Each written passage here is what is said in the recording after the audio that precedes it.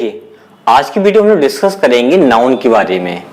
Discuss करने से पहले मैं आपको बता देना चाहता हूं, अगर आपने मेरी वीडियो सारे सीक्वेंस से नहीं देखे हैं तो आपको शायद ये वीडियो कम समझ में आएंगे, क्योंकि मैं जो पढ़ा रहा हूँ वो सब सीक्वेंस से पढ़ा रहा हूँ, हर एक चीज डिटेल बता रहा हूँ। अगर मैं आज नाउन पढ़ा रहा हूँ तो कहीं ना कहीं वो रिलेटेड मेरे प्रीवियस वीडियो से होगा। जो जानकारी मैंने उसमें दी थी उसके आगे की बातचीत चल रही है। अगर आपको पहले से नाउन आता है तो कोई प्रॉब्लम नहीं, आप देख सकते हो। सीक्वेंस देखोगे तो आपको ज्यादा जानकारी मिलेगी। आज हम लोग ये देखेंगे नाउन के बारे में कि पूरे ग्रामर में, पूरे इंग्लिश में नाउन के चेहरे कितने होते हैं, नाउन कितने तरह से यूज होता है, नाउन के क्या क्या नाम होते हैं। अगर वो सारी बातें हमें पता चल जाएं तो हम ये समझ सकते हैं कि हाँ, यहाँ पे नाउन की मिस्टेक है। होता क्या है कि बुक्स पढ़ते हैं या कोचिंग जाते हैं, जो भी कुछ हम पढ़ते हैं तो हमें एग्जैक्टली ये जानकारी नहीं हो पाती कि नाउन कैसा दिखता है। हम नाउन की मिस्टेक पकड़ें तो पकड़ें कैसे।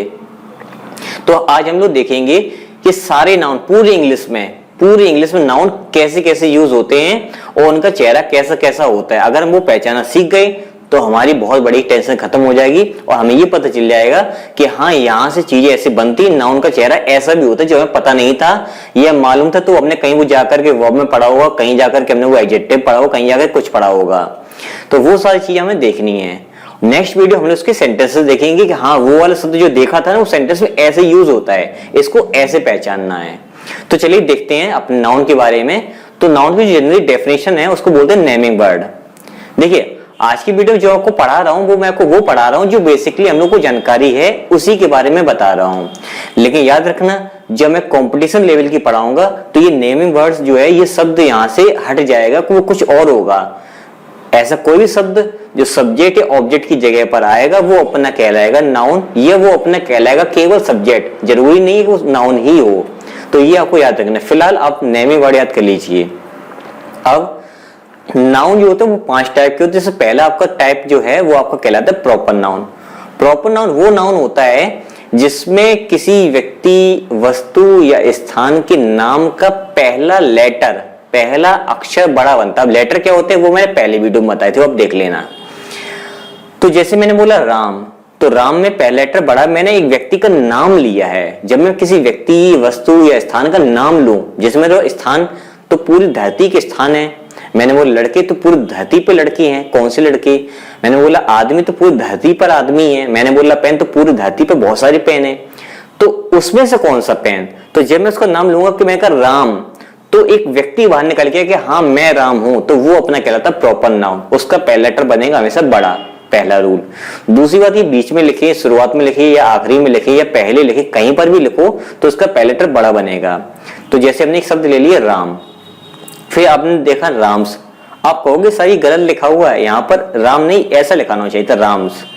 देखिए, ये राम्स शब्द सही में जानबूझकर लिखा हुआ है। उसका रीजन ये है, जैसे मैं कहूँ कि 2 लड़के, तो कैसे लिखोगे, TWO, 2 बॉय लिखोगे कि बॉयज लिखोगे। तो आप कहोगे 2 बॉयज होता है, ठीक है।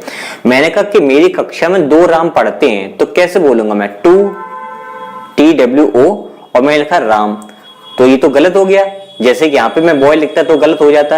मैंने कहा मेरे पास 2 लड़के हैं तो बॉयज हो जाएगा, मेरे पास 2 राम है तो राम्स। क्लियर।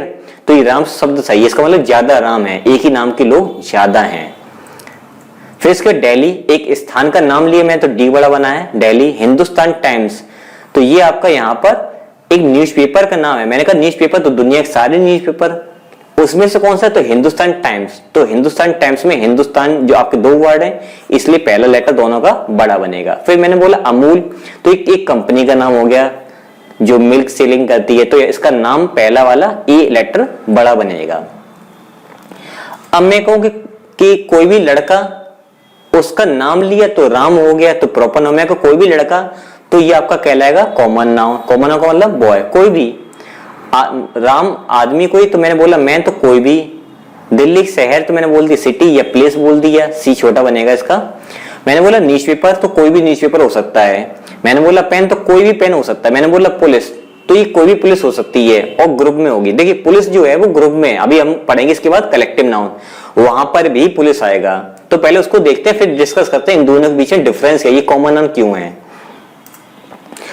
अगर बहुत सारे लड़के लड़कियां या कुछ बहुत सारे लोग मिलकर के एक ही डिपार्टमेंट में पहुंच जाएं और एक ही ड्रेस पहन लें और एक जैसे देखें और एक ही काम करें तो वो कहलाते हैं कलेक्टिव नाउन। जैसे कि पुलिस, जैसे क्रू का मतलब होता है ग्रुप, किसी चीज का, किसी भीड़ का ग्रुप, ठीक है। तो भीड़ एक ग्रुप है, हर्ड जानवरों का ग्रुप, बंच जैसे ग्रेप्स का बंच, क्वेश्चंस का बंच, है ना, समूह। नेवी ये भी समूह है, आर्मी ये भी समूह लोगों का। जब एक समूह एक साथ एक ही तरीके से काम करे तो वो आपका कहलाता है कलेक्टिव नाउन। और कलेक्टिव नाउन अपने साथ में सिंगुलर वर्ब लाता है। कलेक्टिव नाउन अपने साथ में सिंगुलर वर्ब लाता है तब जब वो एक साथ मिलकर के काम करें। और अगर वही कलेक्टिव नाउन अलग अलग तरीके से काम करे, अलग अलग यानी सेपरेटली काम करे, तो वो कहलाता है कॉमन नाउन। तो आपका यहाँ पे पुलिस आ जाएगा। अगर हम कलेक्टिव नाउन में कलेक्टिव नाउन में कलेक्टिव नाउन का यूज करेंगे तो उसके साथ में आएगी वर्ब सिंगुलर। और अगर मैं कलेक्टिव नाउन का जो वर्ड है वो कॉमन नाउन की तरह यूज करूं अलग अलग के सेंस में, तो वहां पर फिर आपका वर्ब आएगी प्लूरल। तो मैंने कहा पुलिस आ रही है तो police are coming, single sentence तो पुलिस आर कमिंग। और मैंने बोला कि पुलिस ने चोर को पकड़ लिया, तो पुलिस का एक आदमी नहीं, बहुत सारे लोगों ने मिलकर एक ही काम किया, क्या, पुलिस को पकड़ा। The police has caught the thief, तो मिल करके उन्होंने एक साथ उसको पकड़ लिया। तो जब भी कलेक्टिव नाउन एक साथ काम करेगा तो सिंगुलर वर्ब, अलग अलग काम करेगी तो प्लूरल वर्ब, अलग अलग काम करेगी तो कॉमन नाउन कहेंगे, एक साथ मिलकर काम करेंगे तो कलेक्टिव नाउन कहेंगे। ये रहा इसका तरीका। हम लोग और डिटेल में पढ़ेंगे, फिलहाल चेहरा देख लीजिए किस कैसे भी होते हैं। अगला मटेरियल नाउन, ऐसी कोई भी चीज जिससे दूसरी चीज बन सकती है, जिससे दूसरी चीज प्रोड्यूस हो सकती है, तो उसको बोलते हैं मटेरियल नाउन। जैसे कि मिल्क से बहुत सारी चीजें बन सकती हैं, तो ये आपका मटेरियल नाउन। वाटर, इसका डायरेक्ट भी यूज होता है, इससे बहुत सारी चीजें भी बनती हैं और बहुत सारी चीजों बनाने के लिए काम में आता है, तो आपका कलेक्टिव नाउन है। प्लास्टिक ऑब्वियसली आपको मालूम होगा, इससे बहुत सारी चीजें बनती हैं। वीट का मतलब था गेहूं, गेहूं से बहुत सारी चीजें बनती हैं, डायरेक्ट इसको कंज्यूम नहीं करते हैं और बना भी सकते हैं। कंज्यूम करो ना करो उससे मतलब, इससे दूसरी जगह बन सकती है तो कहलाता है कलेक्टिव नाउन, मटेरियल नाउन। तो मटेरियल नाउन में क्या है कि अब मटेरियल नाउन को कभी भी काउंट नहीं कर सकते हो। अब काउंट नहीं कर सकते तो दो बातें निकल के आती हैं। हमने एक लेक्चर पढ़ा था काउंटेबल और अनकाउंटेबल, अगर नहीं पढ़ा है तो मैं पढ़ा दूंगा आपको डिटेल में। तो जो मटेरियल नाउन है उसके आगे ए और एन नहीं आएगा, पहली बात। दूसरी बात, ये अनकाउंटेबल होता है, इसके साथ में वर्ब हमेशा आएगी सिंगुलर, ये याद कर लीजिए। इतनी आपको बात याद रखनी फिलहाल। इसके बाद फिर हम नेक्स्ट आगे बढ़ते हैं एब्स्ट्रैक्ट नाउन। एब्स्ट्रैक्ट नाउन का मतलब फीलिंग वाले, ऐसा कोई भी शब्द जो फीलिंग का काम कर रहा है और वो सब्जेक्ट की जगह पे आ रहा है या फिर ऑब्जेक्ट की जगह पर आ रहा है, तो वो आपका कहलाता है एब्स्ट्रैक्ट नाउन। जैसे कि ऑनेस्ट से हो गया ऑनेस्टी, पॉवर्टी पुअर से बना गरीबी से, स्वीट स्वीटनेस हो गया, एडमिशन प्रवेश लेना, तो मिशन, नेस, टी वाई ये सब आपके बना रहे हैं एब्स्ट्रैक्ट नाउन। अब चूंकि एब्स्ट्रैक्ट नाउन को गिन नहीं सकते हम लोग, तो इसके आगे ए और एन नहीं आएगा, पहला रूल। इसको काउंट नहीं कर सकते हैं, इसलिए इसके साथ में वर्ब कैसी आएगी, सिंगुलर। ऐसा कोई भी नाउन जिसको काउंट नहीं कर सकते उसके आगे ए और एन नहीं आएगा, पहली बात। दूसरी बात ये कि उसके साथ वर्ब हमेशा सिंगुलर आएगी, जैसे कि मटेरियल नाउन के बारे में बताया मैंने। अब ये 5 टाइप के तो होते हैं नाउन है, और क्या क्या नाउन होता है। फिर इसके बाद आते हैं जेंडर। जेंडर आपके होते हैं 4 टाइप के, जैसे कि मस्कुलिन जेंडर, ऐसा कोई भी शब्द जो ये उसका जेंडर बताए, जैसे वो आदमी ही है, जैसे कि मैन, हॉर्स मैस्कुलिन है, सन, टाइम, वायलेंस, ये कहां से आ गया, ये तो निर्जीव होते हैं।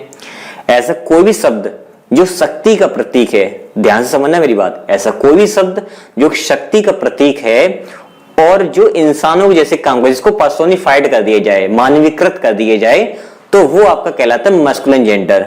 बात अभी थोड़ी और आगे बढ़ाएंगे, लेकिन एक और देख लेते हैं फेमिनिन जेंडर।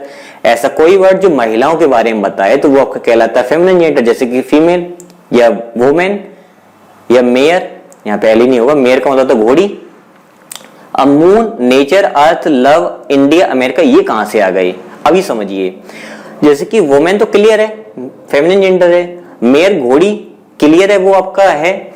अगर मैं कहूं कि ऐसा कोई भी शब्द जो निर्जीव है लेकिन वो अगर इंसानों के जैसे काम करे और जो शांति का प्रतीक हो, मून से कोई हानि नहीं होती। देखो चंद्रमा, जैसा आप हिंदी बोले चंद्रमा, तो चंद्रमा तो मेल फील हो रहा है, नहीं, क्या वो शक्ति का प्रतीक है? जी नहीं, वो शांति का प्रतीक है। तो ऐसा कोई भी शब्द जिससे हमें कोई हानि ना हो, कोई घाटा ना हो, कोई परेशानी ना हो, और जो शांति का प्रतीक हो, जिसको देखने से जिससे हमें शांति फील होती हो, तो वो आपका कहलाता है फेमिनिन जेंडर। तब जब वो आपका करे इंसानों जैसे काम, जैसे कि मून शांति प्रतीक, नेचर कोई खतरनाक चीज नहीं, अर्थ नॉर्मल है, लव प्रेम, प्रेम से शांति मिलती है, इंडिया देश, जो भी देश होता है वो फेमिनिन जेंडर में ही आता है, वो इंसानों जैसे काम करे तब, या फिर अमेरिका।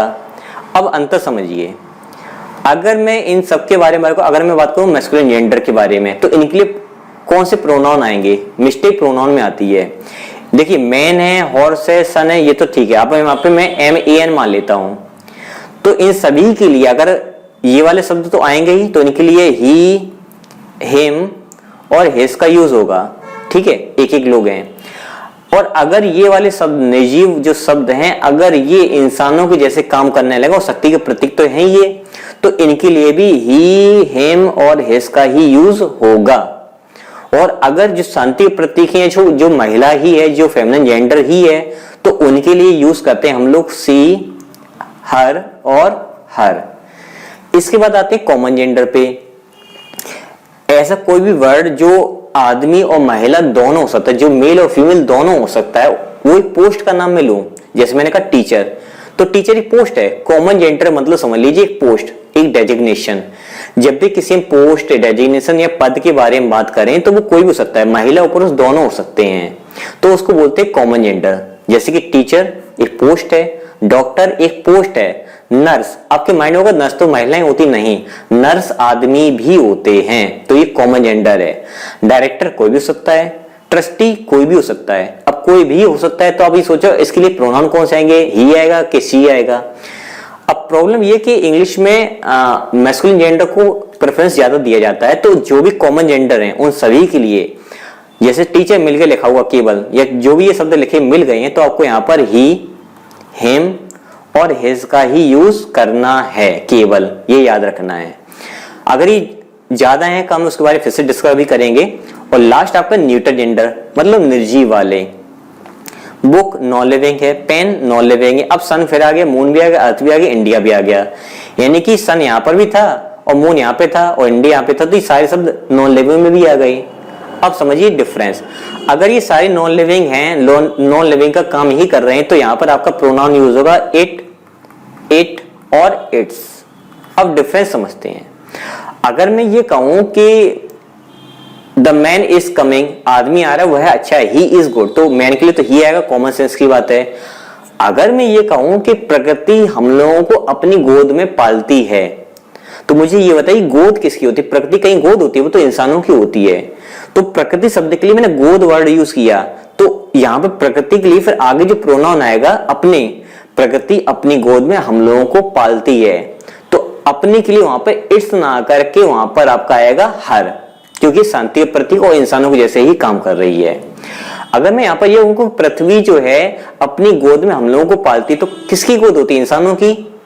कोई पृथ्वी गोद तो है नहीं, तो वहां पर अपने के लिए हर आएगा। इस जगह अगर मैं ये कहूं कि पृथ्वी अपनी धुरी पर घूमती है, तो पृथ्वी का काम ही धुरी पे घूमना, और पृथ्वी का ही काम कर रही है, वो कोई इंसानों के लिए काम नहीं कर रही, ना इंसानों के जैसे काम कर रही है। गोद वर्ड लगाया तो इंसानों का है, धुरी पे घूमना ये पृथ्वी का खुद का काम है। तो जब पृथ्वी का ही काम करेगी तब उसके लिए आएगा इट, इट या इट्स, तो अपने के लिए वहां पर आएगा it's. The earth rotates on its axis.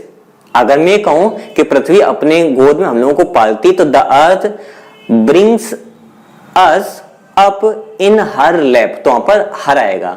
ये डिटेल में आपको बताऊंगा सेंटेंसेस में, आगे बढ़ेंगे जब। और अगर आपको ये सारी बातें क्लियर तो हो गई होंगी।